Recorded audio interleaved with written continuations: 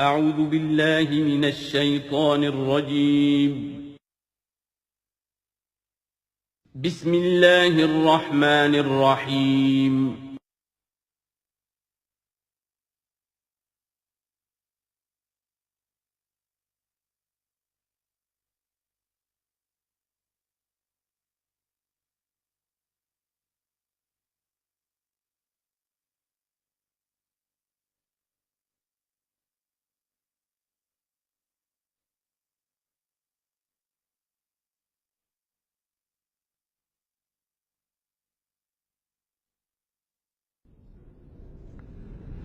بسم اللہ اولہ و آخرہ۔ پچھلی نشست میں جو گفتگو چل رہی تھی وہ فہم قرآن کے ضمن میں کچھ بنیادی اصول کہ جنہیں اگر پیش نظر رکھا جائے تو سہولت ہو جائے قرآن کے سمجھنے میں۔ 5 چیزیں بیان ہو چکی تھی۔ نمبر 1، قرآن کا اسلوب استدلال منطقی نہیں ہے، فطری ہے، نیچرل اور خطابی ہے، انسان کو خود غور و فکر کرنے اور اپنے اندر جھانکنے کی دعوت دیتا ہے قرآن۔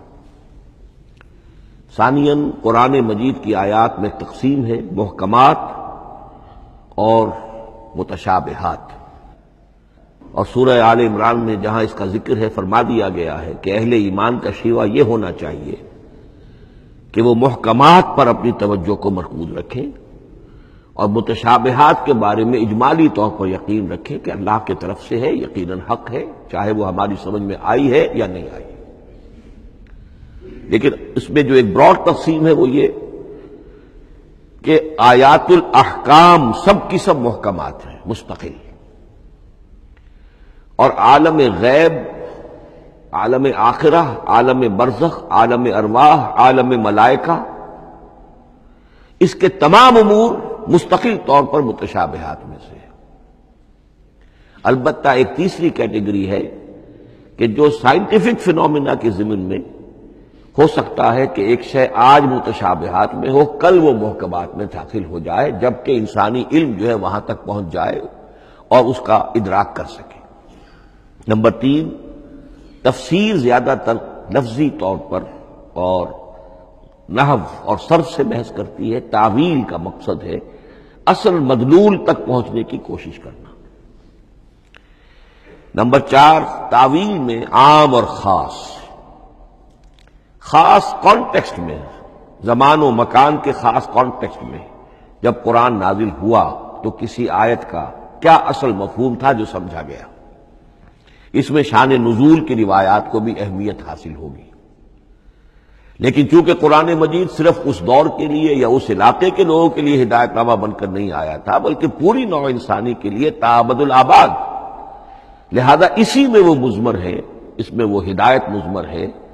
یہ تعویل عام کر کے آیت کے الفاظ، ان کا در و بست اور آیت کا سیاق و سباق اس کے حوالے سے، اور القرآن یفسر بعضہ بعضا کے حوالے سے یقیناً جو ہے اس میں ابدی ہدایت جو مضمر ہے وہ بھی حاصل کی جا سکتی ہے۔ نمبر 5، تذکر اور تدبر کا فرق، یہ دونوں الفاظ قرآن کے ہیں۔ تذکر کے لیے 4 مرتبہ اللہ نے سورہ قمر میں چیلنجنگ انداز میں فرمایا ہے، وَلَقَدْ يَسَّرْنَا الْقُرْآنَ لِلذِّكْرِ فَهَلْ مِن مُّدَّكِرٍ، ہم نے قرآن کو ذکر کے لیے، تذکر کے لیے، ہدایت اخذ کرنے کے لیے، بنیادی نصیحت حاصل کرنے کے لیے نہایت آسان بنایا ہے۔ تو ہے کوئی جو اس سے تذکر کرنا چاہے؟ اس تذکر بالقرآن کے لیے صرف یہ کافی ہے کہ انسان عربی زبان سے اتنا واقف ہو کہ اس کا ایک براہ راست مفہوم سمجھتا چلا جائے، اور دوسری شرط لازم ہے نیت کی درستی، طلب ہدایت پیش نظر ہو، اپنے علم کی دھوس جمانا جو ہے وہ مقصود نہ ہو، تو قرآن مجید سے تذکر حاصل ہو جائے۔ تدبر کے اعتبار سے قرآن مجید مشکل ترین کتاب ہے، بلکہ میں نے اس وقت ایک غلط لفظ استعمال کر دیا تھا، دنیا کی مشکل ترین، یہ دنیا کی کتاب ہے ہی نہیں، یہ تو مشکل ترین کتاب ہے۔ وہی معنی کہ اللہ تعالیٰ کے علم کامل سے اس کا نزول ہوا ہے، اس علم کا احاطہ کسی انسان کے لیے ممکن نہیں ہے۔ اسی طرح یہ قرآن ایک ایسے سمندر کے مانند ہے جس کا نہ کوئی کنارہ ہے اور نہ ہی اس کی کوئی تہہ ہے۔ اس میں پوری زندگیاں کھپانے کے باوجود بھی افلا یتدبرون القرآن، تدبر، لیدبروا آیاتہ ولیتذکر اولو الالباب، یہ دو اصطلاحات خود قرآن کی ہیں۔ میرا جو کتابچہ ہے مسلمانوں پر قرآن مجید کے حقوق، اس میں نے ان پر تفصیل سے بحث کی۔ نمبر 6، دو اعتبارات سے قرآن مجید پر غور کرنے والے کا ایٹیچیوڈ ایک دوسرے سے بالکل متضاد ہوگا۔ احکام کے حوالے سے ایک طالب علم کا رخ پیچھے کی طرف ہونا چاہیے، اسلاف نے کیا سمجھا، ان سے پہلوں نے کیا سمجھا، ان سے پہلوں نے کیا سمجھا، صحابہ نے کیا سمجھا، یہاں تک کہ اپنے آپ کو محمد الرسول اللہ کے قدموں میں پہنچا دیجیے۔ دین کا عملی پہلو، حلال اور حرام، جائز و ناجائز، یہ چیزیں آپ کو، یہ نہیں کہ آپ کو نئے زمانے کی وہ جو بھی ریسرچ ہو اس کے حوالے سے اور نئے زمانے کے سائنسی جو حقائق ہیں ان کے حوالے سے بات کریں۔ دوڑ پیچھے کی طرف ہے گردش ایام تو، پیچھے سے پیچھے، پیچھے سے پیچھے، یہاں تک کہ مصطفیٰ برسا خیش را کے دی ہم اوست اگر بہو نہ رسیدی تمام بولا۔ لیکن حکمت، سائنس اس کے حوالے سے آگے بڑھی ہے، آگے سے آگے بڑھی ہے۔ وہ تو میں عرض کر چکا ہوں کہ وہ جو فینومینا قرآن مجید میں سائنٹیفک مذکور ہیں، ان کی اصل حقیقت جو ہے وہ ہمارے اگر اسلاف کو سمجھ میں نہیں آ سکی تو بات سمجھ میں آتی ہے۔ ابھی ان کی سطح ہی اتنی کمزور تھی، اتنی نیچی تھی کہ ان کی اس کا ادراک ممکن نہیں تھا۔ اس میں آگے بڑھیے تو اس میں بالکل متضاد ہو گیا کہ ایک میں زمانے کا ساتھ دینے کی بجائے زمانے سے بھی آگے چلو، اور ایک میں پیچھے پیچھے پیچھے پیچھے، یہاں تک کہ محمد رسول اللہ والذین معہ، محمد الرسول اللہ والذین معہ، ان کے قدموں تک اپنے آپ کو پہنچا دو۔ آخری شے فہم قرآن کے ضمن میں، لیکن یہ last but not the least کے مصداق ہے، یہ بات بہت صراحت کے ساتھ مولانا مودودی نے لکھی ہے تفہیم القرآن کے مقدمے میں، اور بہت اہم بات ہے، بہت اہم بات، اور وہ یہ ہے کہ قرآن مجید ایک ایسی کتاب نہیں ہے جسے کوئی محقق اور ریسرچ اسکالر اپنی لائبریری میں بیٹھ کر اور ریفرنس بک سامنے رکھ کر ادھر سے ادھر اور سمجھ لے۔ اس کے سمجھنے کی شرط لازم یہ ہے کہ جو یہ راستہ دکھاتا ہے اس پر چلنا شروع کرے۔ ایک ایک قدم کے بعد قرآنی حقائق مزید منکشف ہوں گے، اور مزید منکشف ہوں گے، اور مزید منکشف ہوں گے۔ جب تک قرآن مجید کے بتائے ہوئے راستے پر آدمی چلے گا نہیں، قرآن کی اصل حقیقت اس پر کبھی منکشف نہیں ہوگی۔ چاہے تفسیر لکھ دے، وہ تو لفظوں کی بحث ہے، صرف اور نحو ہے یا روایات ہیں، وہ جمع کر دیجئے، لیکن یہ کہ قرآن مجید کا صحیح فہم عمل کے بغیر ممکن ہے۔ جیسے قرآن مجید میں آتا زادتہم ایمانا، ایمان بڑھتا ہے، عمل کے ذریعے سے ایمان بڑھتا ہے۔ میں اس میں ایک شے کا اضافہ کر رہا ہوں، میرے نزدیک قرآن مجید مینول آف ریولیوشن،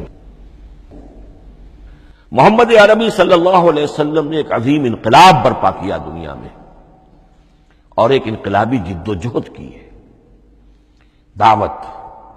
دعوت کے قبول کرنے والوں کو منظم کرنا، ان میں سم و طاعت کی عادت پیدا کرنا، پھر ان میں تن من دھن قربان کرنے کا جذبہ پیدا کرنا، پھر ان کا تزکیہ کرنا، ان کی تربیت، پھر جب وہ تیار ہو جائیں تو باطل سے ٹکر، اور اس میں پھر جہاد اور قتال کے مراحل، تاکہ انقلاب آ گیا، اور یہ کہ جاء الحق وزهق الباطل ان الباطل کان زہوقا۔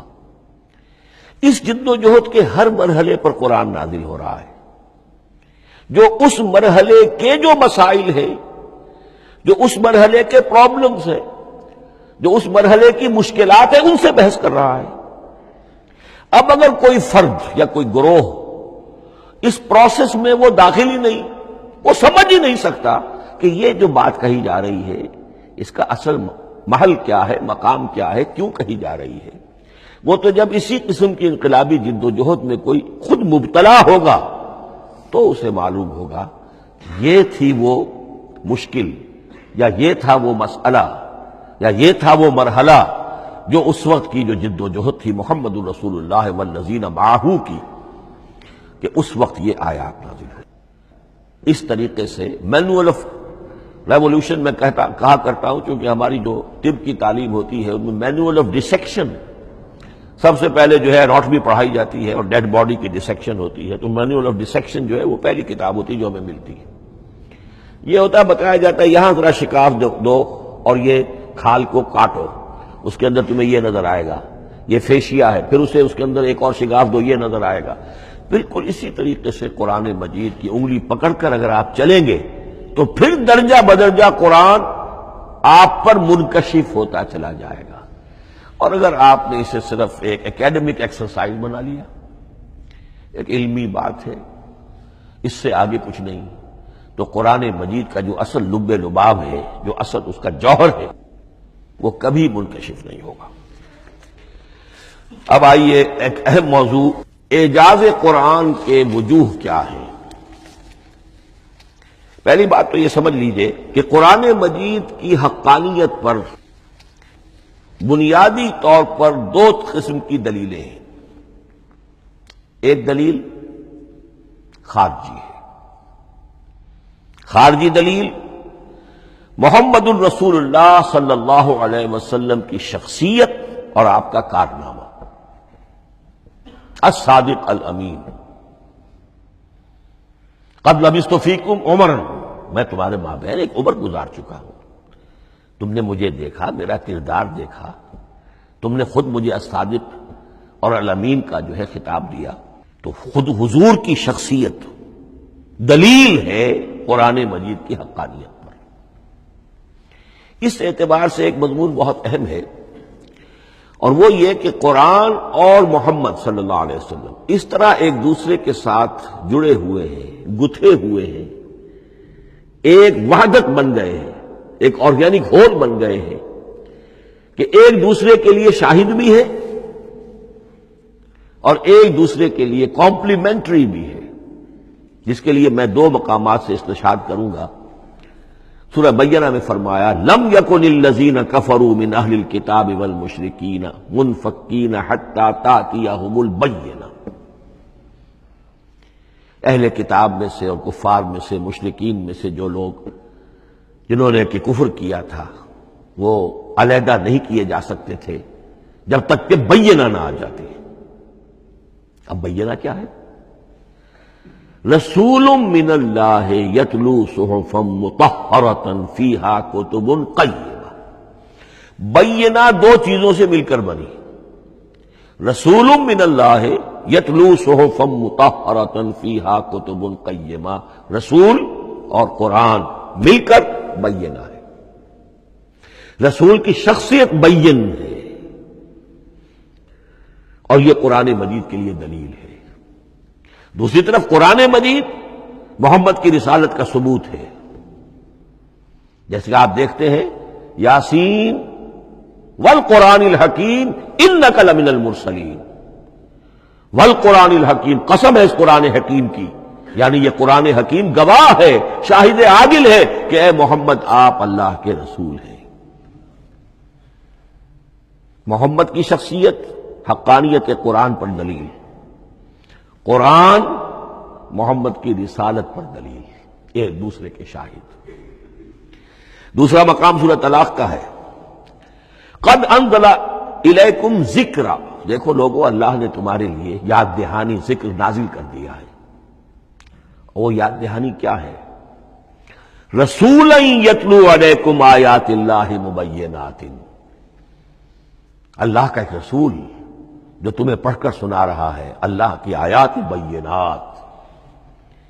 یہ دونوں چیزیں مل کر بینہ بنا، دونوں چیزیں مل کر ذکرا بنا۔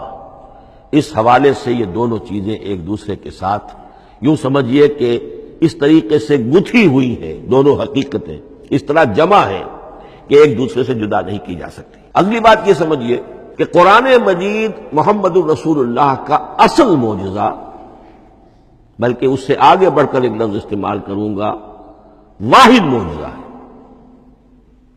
آپ شاید حیران ہو کہ اور بھی تو معجزات بیان ہوتے ہیں حضور کے، لیکن میری بات سمجھیے، غور کیجیے۔ ان واقعات سے مجھے انکار نہیں ہے، لیکن جو بات میں کہنا چاہتا ہوں اس کو اچھی طرح سمجھیے۔ معجزہ کہتے کسے؟ معجزہ عاجز کر دینے والی شے۔ اس معجزے میں دو چیزیں ہونی لازم ہیں، دعویٰ اور تحدی، چیلنج۔ جبکہ کوئی خرق عادت کوئی شے پیدا ہو جائے، خرق عادت اسے کہتے ہیں کہ فزیکل لا ایک ہے، پانی، واٹر کیپس اٹس سرفیس، حضرت موسیٰ کا عصا اس پر لگا اور سمندر پھٹ گیا، خرق عادت ہے۔ یعنی جو عادی قانون ہے، عام طور پر جو قوانین طبعیہ ہیں، ان کا پھٹ جانا، ختم ہو جانا، ٹوٹ جانا، اور کسی حقیقت کا اس میں سے ظاہر ہو جانا جو ان فزیکل لاز کے خلاف۔ آگ کے بارے میں قانون کیا ہے؟ وہ جلاتی ہے، لیکن یہ کہ یہ معجزہ ہے، یہ خرق عادت ہے کہ حضرت ابراہیم آگ میں ڈالے گئے، اس نے نہیں جلایا، یا نارو کونی بردن و سلام علی ابراہیم۔ تو خرق عادت کو اب دو قسموں میں آپ سمجھیے۔ ایک خرق عادت وہ ہے جو دعوے کے ساتھ پیش کیا جائے، اپنی صداقت، اپنی رسالت کی حقانیت اور صداقت کے ثبوت کے طور پر، اور اس میں چیلنج کیا جائے کہ آؤ مقابلہ کر لو۔ وہ اس رسول کا اصل معجزہ ہوتا ہے۔ ایک خرق عادت وہ ہے جو اللہ تعالیٰ اپنے نیک بندوں کی بزرگی کو ظاہر کرنے کے لیے، غیر انبیاء کے لیے بھی کرامات جنہیں ہم کہتے ہیں ہو جاتی ہے۔ بہت سے صحابہ سے وہ کرامات ثابت ہیں۔ حضرت عمر رضی اللہ تعالی عنہ کو شام کا میدان جنگ دکھا دیا گیا، یا ساریۃ الی الجبل کے الفاظ آپ نے فرمائے۔ ابھی تو ٹیلی ویژن کہیں نہیں تھا، ابھی یہ سارے وسائل و ذرائع موجود نہیں تھے، یہ خرق عادت ہے۔ غیر نبی کے لیے اسے ہم کہیں گے کہ یہ کرامات ہے۔ نبی کے لیے لفظ معجزہ اختیار کر لیا جاتا ہے، لیکن معجزہ اس کو نہیں کہنا چاہیے، اصل میں یہ بھی نبی کے لیے کرامات کے درجے کی شے ہے جو اس سے بلند ہے۔ معجزہ وہ ہے جسے کوئی نبی دلیل کے طور پر پیش کرے اور اس پر چیلنج کرے کہ آؤ اور مقابلہ کرو۔ مثلا حضرت موسیٰ علیہ السلام کو دو معجزے دیے گئے، اور اس میں سے جو سانپ بن جانا تھا لاٹھی کا، وہ معجزہ جس پر چیلنج بھی آیا اور ساحروں سے مقابلہ بھی کیا، اور ساحر شکست کھا گئے، عاجز آ گئے۔ القی السحرۃ ساجدین، وہ سارے جادوگر جو ہیں فوری طور پر بے اختیار سجدے میں گر گئے۔ آمنا برب موسیٰ و ہارون، ہم ایمان لے آئے موسیٰ اور ہارون کے رب پر۔ یہ معجزہ ہے۔ اس معنی میں محمد الرسول اللہ صلی اللہ علیہ وسلم کا معجزہ صرف قرآن حکیم۔ قرآن مجید میں آپ سورہ انعام میں بھی دیکھیں گے بہت ہی شدت کے ساتھ، سورہ بنی اسرائیل میں دیکھیں گے بڑی تفصیل کے ساتھ معجزے طلب کیے گئے۔ آپ اس مکے کی سرزمین میں ابھی ہمارے دیکھتے ہی دیکھتے چشمہ نکال دیجئے، ہم مان لیں گے آپ اللہ کے رسول ہیں۔ آپ ہماری نگاہوں کے سامنے آسمان پر چڑھ کر دکھائیے، پھر وہاں سے کتاب لے کر اتریے، پھر ہم سمجھ لیں گے آپ اللہ کے رسول ہیں۔ آپ کے لیے چشم زدن میں کوئی محل سونے کا چاندی کا تیار ہو جائے، مان لیں گے آپ کو اللہ کے رسول ہیں۔ آپ اس بے آب و گیا وادی میں فوراً ایک باغ جو ہے اپنے لیے بنا کے دکھا دیں، مان لیں گے کہ آپ اللہ کے رسول ہیں۔ ایسے تمام مطالبات پر اللہ تعالیٰ کی طرف سے کوڑا جواب ملا، اللہ اس قسم کی کوئی شے نہیں دکھائے گا۔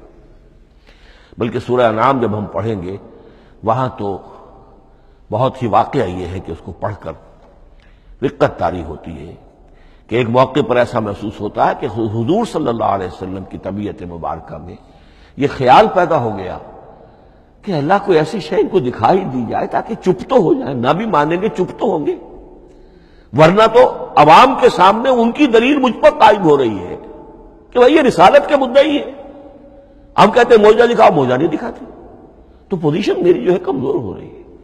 وہاں جس انداز میں اللہ نے کہا ہے، ہرگز نہیں، اے نبی اگر آپ کے اختیار میں ہے تو کہیں آسمان پر سیڑھی لگا لیجئے، یا زمین میں سرنگ لگا کے کوئی معجزہ لا سکتے ہو تو لے آئیے، ہم نہیں دکھائیں گے۔ رقت طاری ہوتی ہے۔ تو حضور کا معجزہ اس معنی میں صرف ایک ہے اور وہ قرآن ہے۔ اچھا، اس کے لیے کیسے کیسے چیلنج کیے گئے؟ ام یقولون تقولہ بل لا یؤمنون فلیاتوا بحدیث مثلہ ان کانوا صادقین، سورۃ الطور۔ کیا ان لوگوں کا کہنا یہ ہے کہ یہ کلام خود محمد نے موضوع کر لیا ہے صلی اللہ علیہ وسلم؟ تو اگر ایسی بات ہے تو وہ بھی ایسا ہی کلام پیش کر دیں۔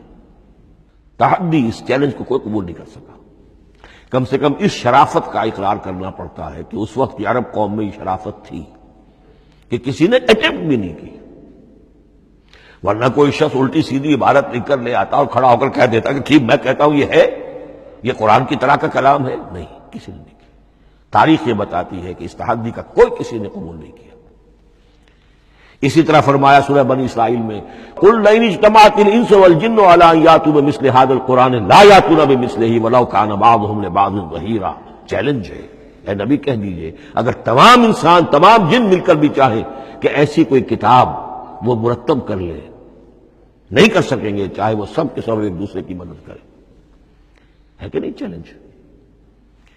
اسی طریقے سے سورہ ہود میں فرمایا، اب اس کو کہتے ہیں برسبیل تنزل، پوری کتاب نہیں لا سکتے قرآن جیسی، چلو تو 10 صورتیں لے آؤ۔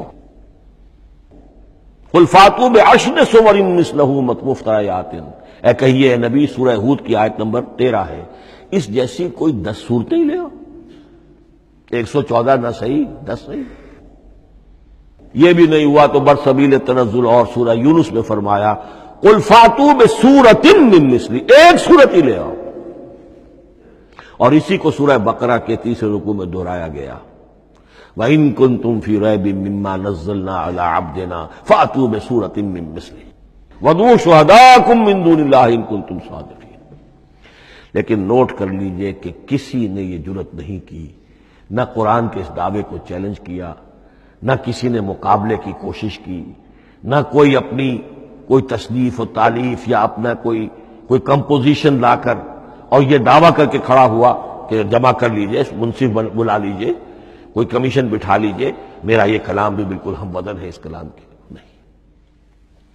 اب ہمیں دیکھنا یہ ہے کہ وجوہ اعجاز قرآن مجید کے کیا کیا ہے۔ معجزہ تو یہ ہے، حضور کا اصل معجزہ یہ ہے، لیکن معجزہ کس کس پہلو سے ہے؟ یہ ایک ایسا موضوع ہے کہ جس پر پوری تصانیف لکھی گئی ہیں۔ وجوہ الاعجاز، وجوہ اعجاز القرآن، قرآن کے معجزہ ہونے کے کون کون سے پہلو ہیں۔ اس کا واقعہ یہ ہے کہ احسان ناممکن ہے، اور جیسے جیسے زمانہ آگے بڑھے گا اس کے اور پہلو واضح ہوتے جائیں گے۔ سنوریہم آیاتنا فی الآفاق وفی انفسہم حتی یتبین لہم انہ الحق۔ لیکن یہ کہ کس کس پہلو سے یہ معجزہ ہے، چند موٹی موٹی باتیں ضرور سمجھ لیجئے۔ لغت، ادب، فصاحت، بلاغت، عذوبت، مٹھاس، اس کے اعتبار سے قرآن معجزہ ہے۔ لیکن اس اعتبار سے قرآن معجزہ ہے یا تو تھا اپنے زمانے کے عربوں کے لیے، غیر عرب کے لیے تو نہیں تھا۔ غیر عرب جو ہے قرآن مجید کی جو بھی فصاحت و بلاغت ہے، اس کا جو لٹریری بیوٹی ہے، اس کو تو وہ اپریشیٹ نہیں کر سکتا تھا۔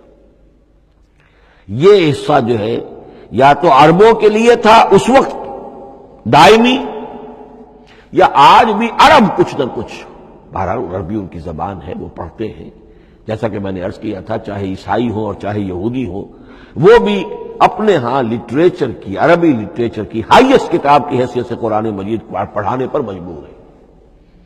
ایک پہلو اس کا یہ ہے، اور اسی کے حوالے سے نوٹ کیجئے حضرت لبید رضی اللہ تعالی عنہ، یہ سبع معلقہ کے شعراء میں سے تھے آخری۔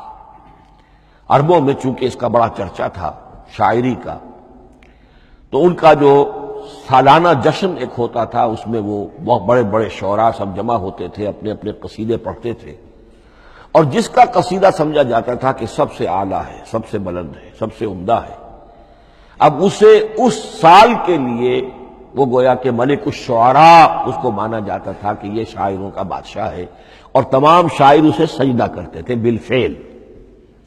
اور اس کے قصیدے کو کعبے کی دیوار کے ساتھ ٹانگ دیا جاتا تھا، معلق کر دیا جاتا تھا۔ ایسے 7 قصیدے ہیں جن کے مجموعے کا نام ہے سبع معلقہ۔ اس سبع معلقہ جو ہے 7 جو سلسلے ہیں، ان میں آخری حضرت لبید کا ہے، وہ ایمان لے آئے۔ ایمان لانے کے بعد انہوں نے شعر کہنا چھوڑ دیا۔ اس پر حضرت عمر نے ایک دفعہ ان سے کہا کہ لبید اب آپ شعر نہیں کہتے۔ ان کا جواب تھا ابعد القرآن،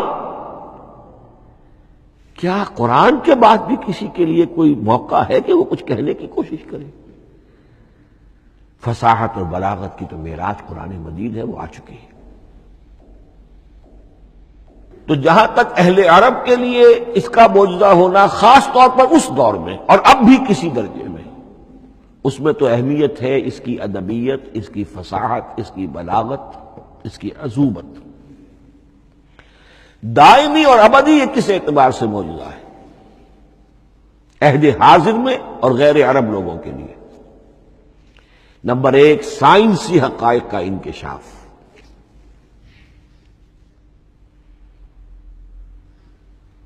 جس طریقے سے کہ یہ سائنسی حقائق منکشف ہوتے چلے جا رہے ہیں ابدی طور پر۔ میں ڈاکٹر مورس بکائی کا حوالہ دے چکا ہوں اور پروفیسر ڈاکٹر کیتھل مور کا حوالہ دے چکا ہوں، ان کو ذہن میں رکھیے۔ سنریہم آیاتنا فی الآفاق وفی انفسہم حتی یتبین لہم انہ الحق۔ نمبر 2، حضور کا وہ کارنامہ کہ آپ نے ایک عظیم انقلاب برپا کر کے دکھایا اور وہ نظام قائم کر کے دکھایا کہ جس سے بہتر، جس سے عادلانہ، جس سے زیادہ منصفانہ کوئی نظام دنیا میں نہ آج تک قائم ہوا ہے اور نہ اس کی کوئی دوسری نظیر پیش کی جا سکتی۔ یہ ہے سب سے بڑا معجزہ، اور معجزہ ہوا قرآن سے۔ اتر کر حرا سے سوئے قوم آیا اور ایک نسخہ کیمیا ساتھ لایا۔ یہ سارا معجزہ، جیسا کہ میں نے شروع میں عرض کیا ہے، محمد اور قرآن دونوں مل کر بینہ بھی ہے تو رسول من اللہ یتلو صحفا مطہرۃ فیہا کتب قیمہ، اور قد انزل الیکم ذکرا رسولا یتلو علیکم آیات اللہ المبینات۔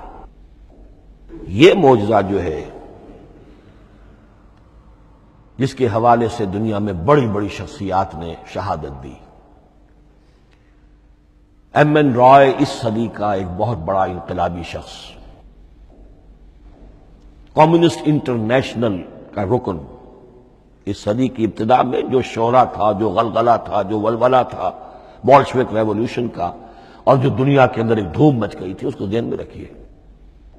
اور اس پہ کمیونسٹ انٹرنیشنل کا رکن ایم این رائے، 1920 میں اس نے لاہور میں ایک خطبہ دیا تھا، ہسٹوریکل رول آف اسلام، اور اس نے کہا تھا تاریخ انسانی کا عظیم ترین انقلاب وہ ہے کہ جو محمد نے برپا کیا صلی اللہ علیہ وسلم۔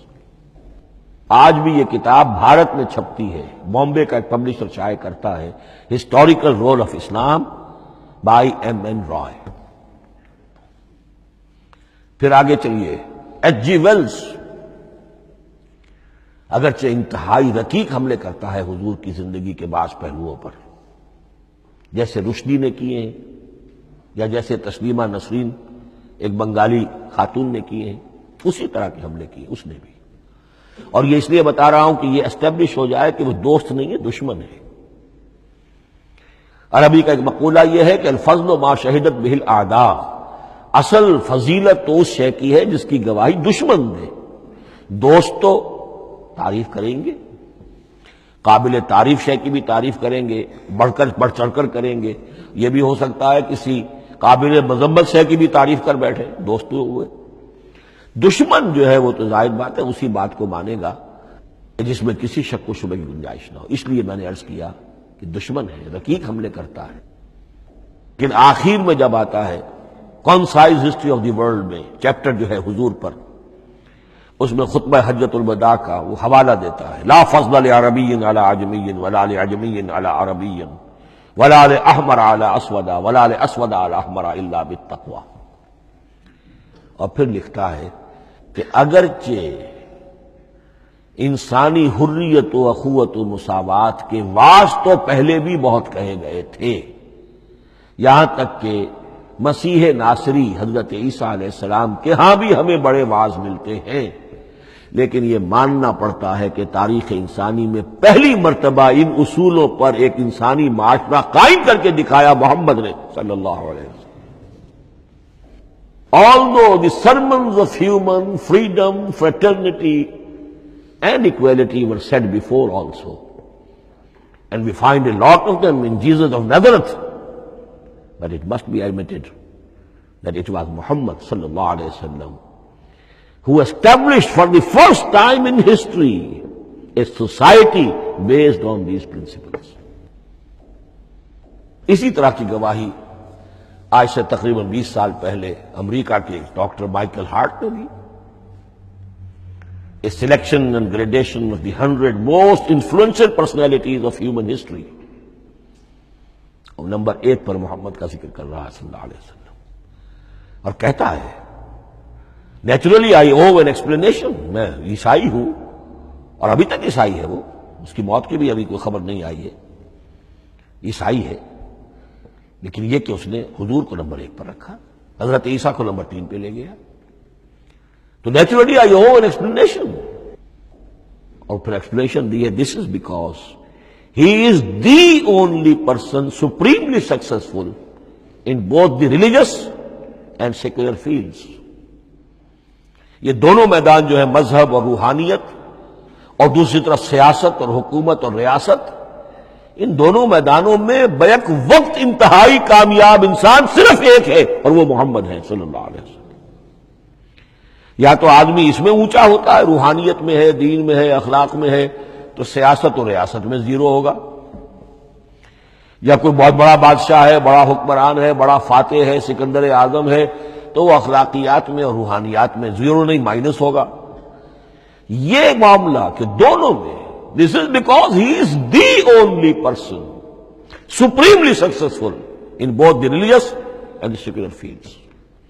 لیکن یہ بات نوٹ کر لیجئے کہ جو تازہ ایڈیشن ہے اس کتاب کا، اس میں سے یہ پیسج نکال دیا ہے نئے جو ایڈیٹرز ہیں انہوں نے. اس کے لیے آپ کو کسی پرانے ایڈیشن سے رجوع کرنا پڑے گا، concise history of the world, اور وہ لائبریریوں میں مل جائے گا. علامہ اقبال نے اس بات کو یوں بیان کیا ہے، ہر کجا بینی جہان رنگ و بو، کہ از خاکش بروید آرزو، یاد نور مصطفیٰ اورا بہاس، یا ہنود اندر تلاش مصطفیٰ است. اس دنیا میں تمدن کے اعتبار سے، اخلاق کے اعتبار سے، معاشرت کے اعتبار سے کہیں کوئی خوبی اگر تمہیں نظر آتی ہے، کوئی رمق نور کی، خوبی کی، بھلائی کی، رنگ و بو، جان لو کہ یا تو وہ نور محمدی سے مستعار لی گئی ہے، اور یا ابھی تک انسان ابھی محمد کی تلاش میں ہے، ادھر جا رہا ہے، قافلہ ادھر جا رہا ہے، نوع انسانی کا چاروں ناچار ادھر جا رہا ہے. سوشل ایوولوشن کا پروسیس انسان کو افراط و تفرید کے دھکوں کے باوجود تدریجاً لے کر جا رہا ہے بحیثیت مجموعی پوری مین کائنڈ کو اسی بات کی طرف کہ جس کی طرف دعوت دی تھی محمد رسول اللہ صلی اللہ علیہ وسلم. ہر کجا بینی جہان رنگ و بو، کہ از خاکش بروید آرزو، یا ز نور مصطفیٰ اورا بہاست، یا ہنود اندر تلاش مصطفیٰ است. اسی اعتبار سے میں ایک بات اور کہہ رہا ہوں، اس پہلو سے واقعہ یہ ہے کہ میرے نزدیک اس دور میں اعجاز قرآن کی سب سے بڑی نمائندہ شخصیت، اعجاز قرآن کا سب سے بڑا مظہر علامہ اقبال کی ذات ہے. 20ویں صدی کا مفکر، فلسفی، مشرق و مغرب کے فلسفے پڑھ چکا، قدیم اور جدید فلسفہ سب کا مطالعہ کیا، اور اس کے بعد اس کو قرآن کی حقانیت پر جو یقین نظر آیا ہے، قرآن کی عظمت جس طرح اس پر منکشف ہوئی ہے، وہ واقعہ یہ ہے کہ مجھے کم سے کم اپنی محدود معلومات کی حد تک عظمت قرآن کا وہ انکشاف کسی دوسرے شخص پر نظر نہیں آتا.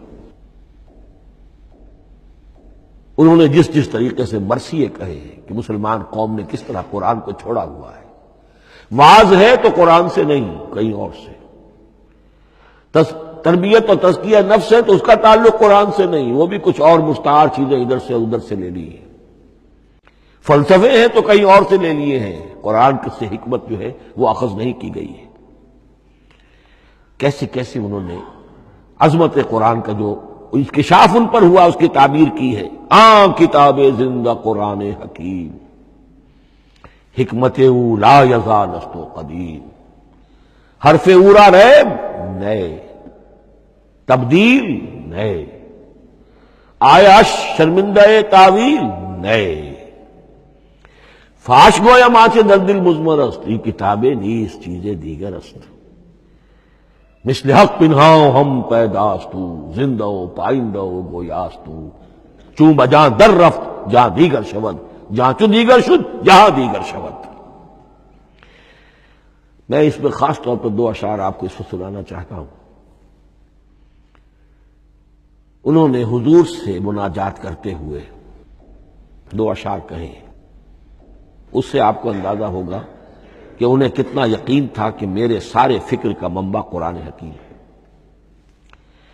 کہتے ہیں در دلم آئینہ بے جوہر است،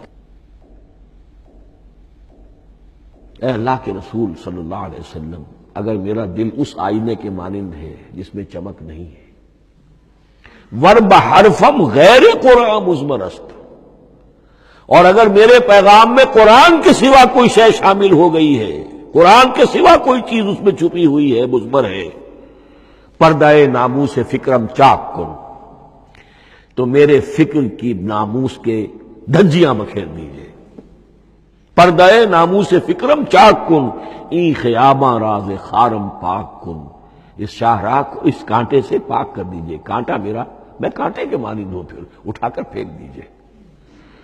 روز محشر خار و رسوا کن مرا، بے نصیب از بوسہ پاک مرا، قیامت کے دن مجھے ذلیل و خوار کیجیے گا اور اپنے قدموں، اپنے پائے مبارک کا بوسہ لینے سے محروم کر دیجیے گا۔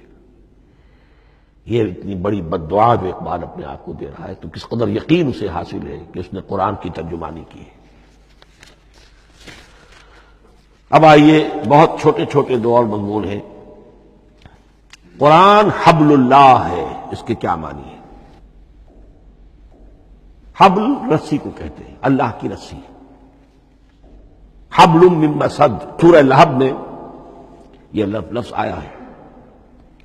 امام راغب نے اس کی تعبیر کی ہے، استعیر للوصل ولکل ما یتوصل به الی شیء، یا تو تعلق کو حبل سے استعارہ دیا جاتا ہے، استعارے کے طور پر حبل کا لفظ کسی تعلق کے لیے استعمال ہوتا ہے، یا کسی شے تک پہنچنے کا ذریعہ، وہ حبل ہے۔ اب یہ ہمیں لفظ ملتا ہے حضرت علی رضی اللہ تعالیٰ عنہ کی روایت میں، هو حبل اللہ المتین، ترمذی میں یہ الفاظ موجود ہیں، حضرت علی سے منقول ہے رضی اللہ تعالی عنہ، یہی ہے اللہ کی مضبوط رسی، کیونکہ قرآن مجید میں آتا ہے وَاعْتَصِمُوا بِحَبْلِ اللَّهِ جَمِيعًا، تو حبل اللہ کون سی ہے؟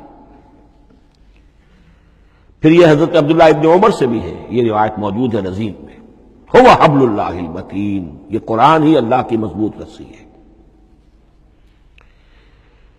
اللہ سے اب اس کے دو پہلو ہیں، ایک تو یہ کہ یہ اللہ سے جوڑنے والی ہے، تقرب اللہ کا ذریعہ ہے، وصول الی الشیء، کسی چیز تک پہنچانے والی شے،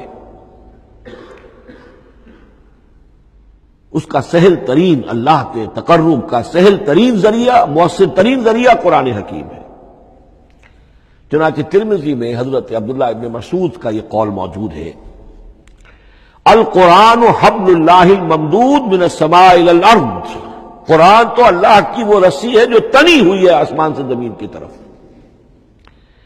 یہ ترمذی میں تو اصل میں اثر ہے، حضرت عبداللہ ابن مسعود کا قول ہے، لیکن یہ کہ زید ابن ارقم سے یہ الفاظ جو ہیں مرفوعاً کہ یہ حضور کے الفاظ ہیں، یہ بھی منقول ہے کہ حضور نے فرمایا کہ القرآن حبل اللہ الممدود من السماء الی الارض۔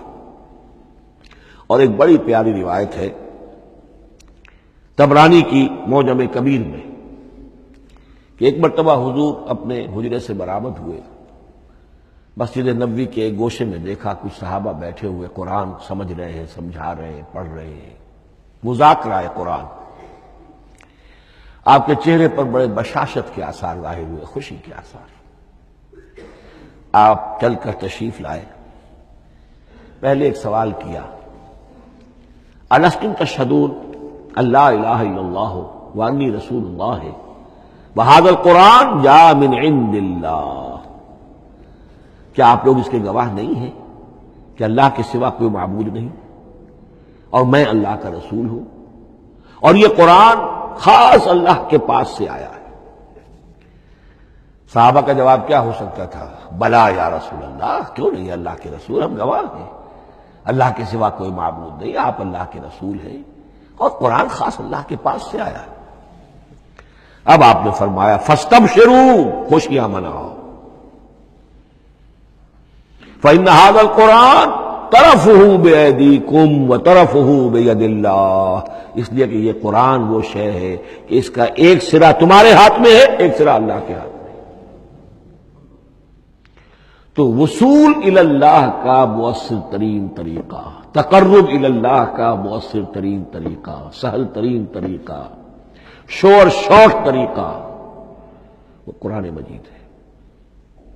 اس اعتبار سے بھی کہ ہے یہ اللہ کی صفت، یہ ہم بحث کر چکے ہیں پہلے، اللہ کا کلام ہے، کلام صفت ہوتی ہے، اور صفت لا عین ولا غیر، یہ قرآن اللہ کا غیر نہیں ہے،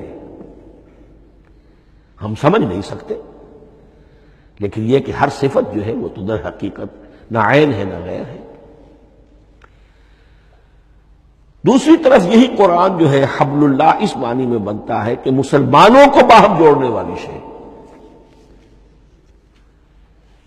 وَاعْتَصِمُوا بِحَبْلِ اللَّهِ جَمِيعًا وَلَا تَفَرَّقُوا، حبل اللہ کو مضبوطی کے ساتھ تھام لو، سب کے سب جمع ہو کر، یہ تمہیں تفرقے سے بچانے والی شے ہے۔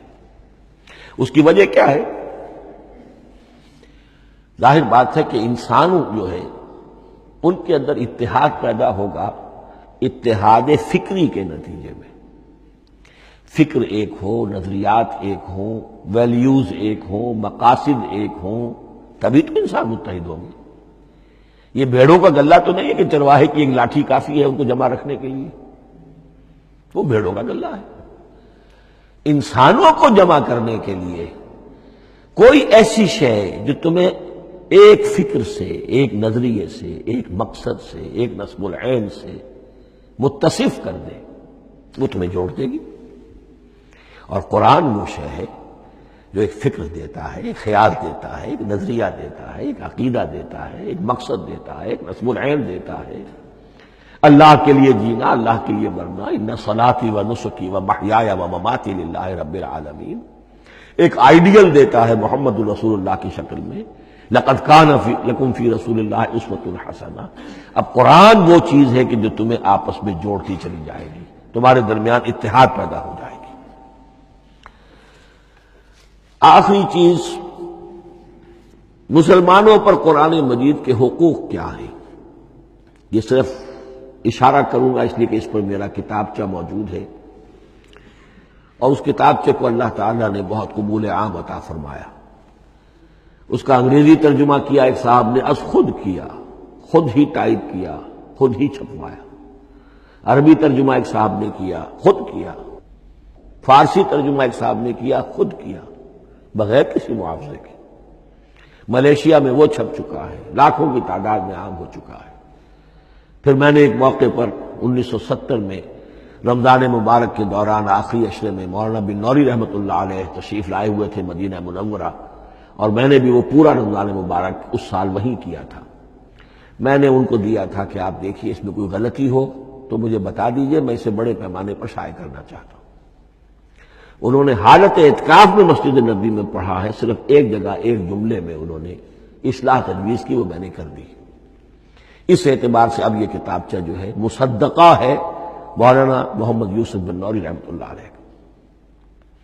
اس میں اللہ تعالیٰ نے جو بات مجھ سے کہلوا دی تھی، تقریباً 30 سال پہلے کی بات ہے، ہر مسلمان پر قرآن مجید کے 5 حقوق حسب استعداد و توفیق عائد ہوتے ہیں۔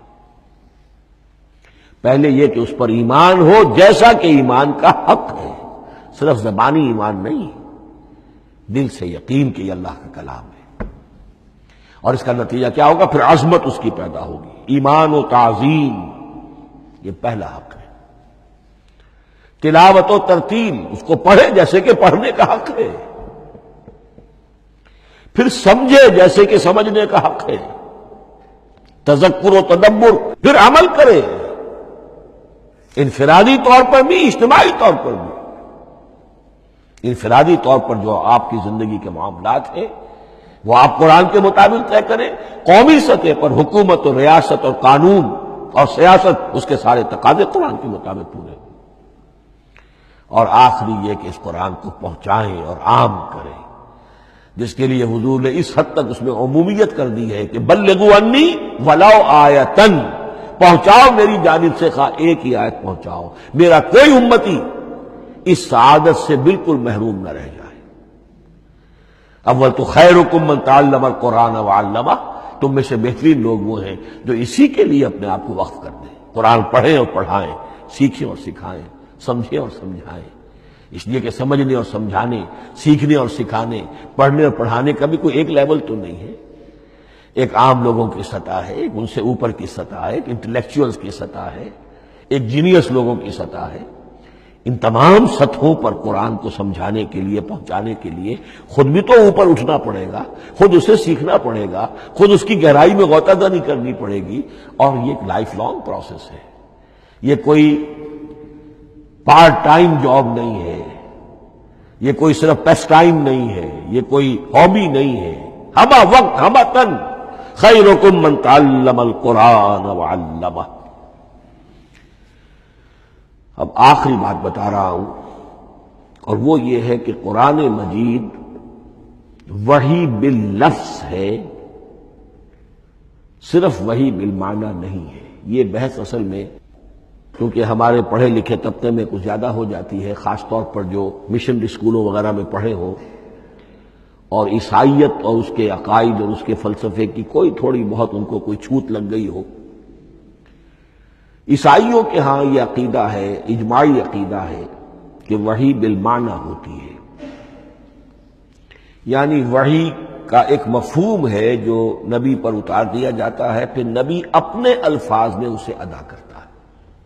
لفظ اللہ کے نہیں ہوتے، لفظ نبی کے ہوتے ہیں، مفہوم اللہ کا ہوتا ہے۔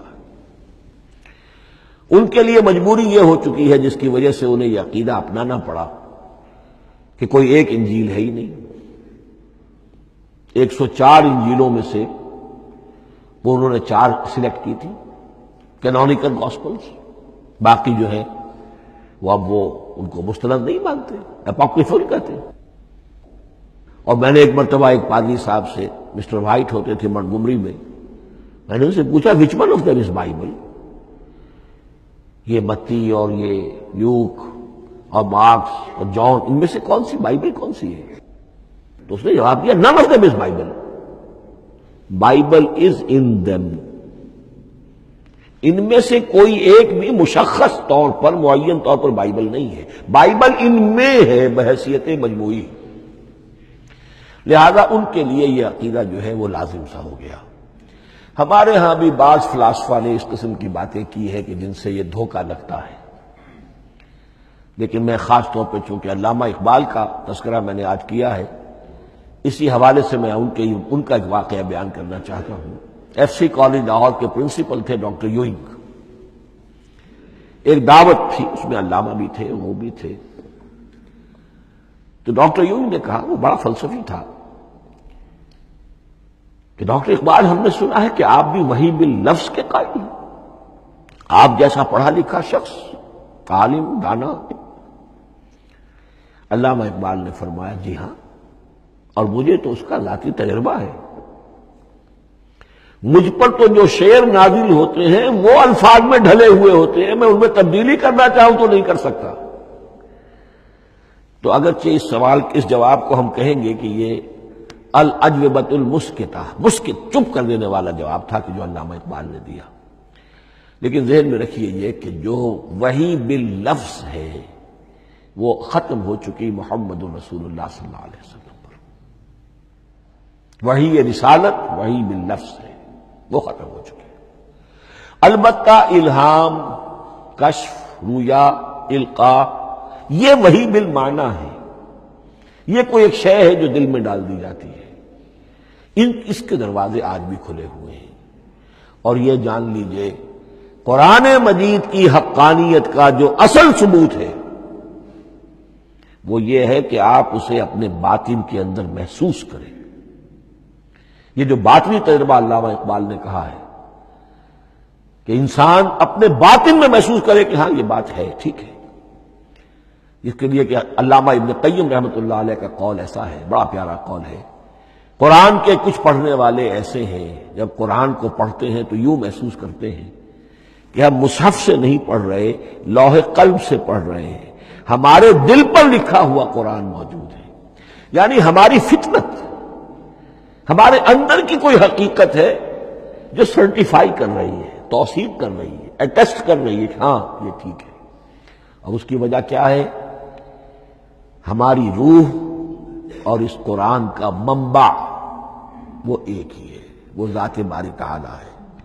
یہ کلام اللہ ہے اور ہماری روح امر اللہ. یسألونک عن الروح قل الروح من امر ربی وما اوتیتم من العلم الا قلیلا. بس میں اسی پر اکتفا کر رہا ہوں.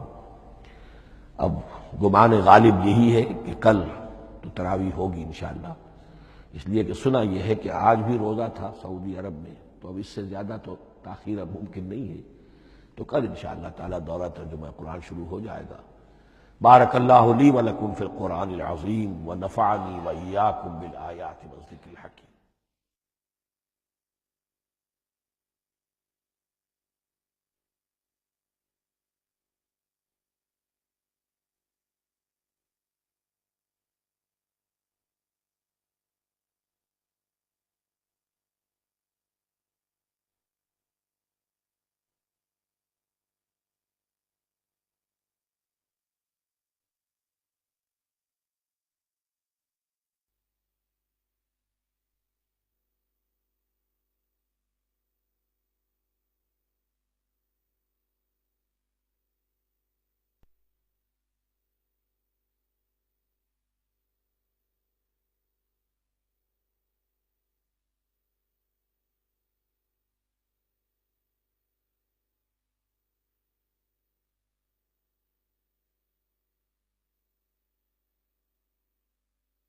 أعوذ بالله من الشيطان الرجيم. بسم الله الرحمن الرحيم.